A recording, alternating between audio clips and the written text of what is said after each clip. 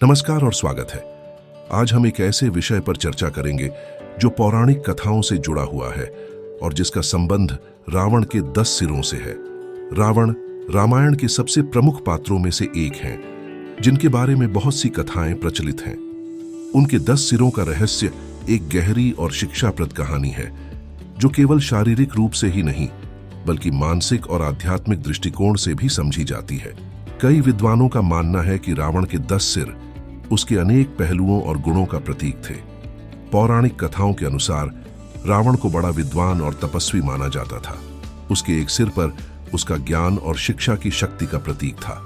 वह वेदों का ज्ञाता था और उसे ब्रह्मा जी से असीम शक्ति प्राप्त थी।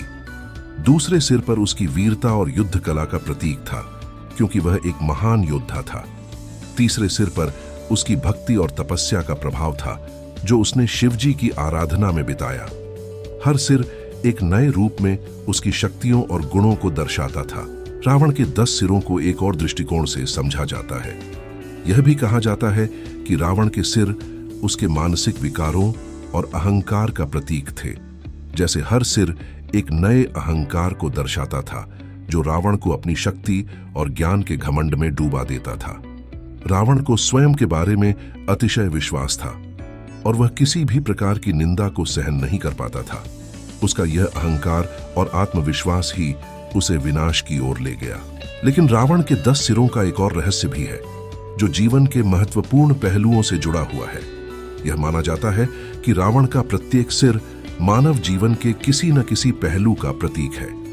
एक सिर अहंकार, दूसरा क्रोध, तीसरा लोभ, चौथा मोह, और इसी तरह से उसके 10 सिर जीवन के 10 प्रमुख दोषों का प्रतिनिधित्व करते थे।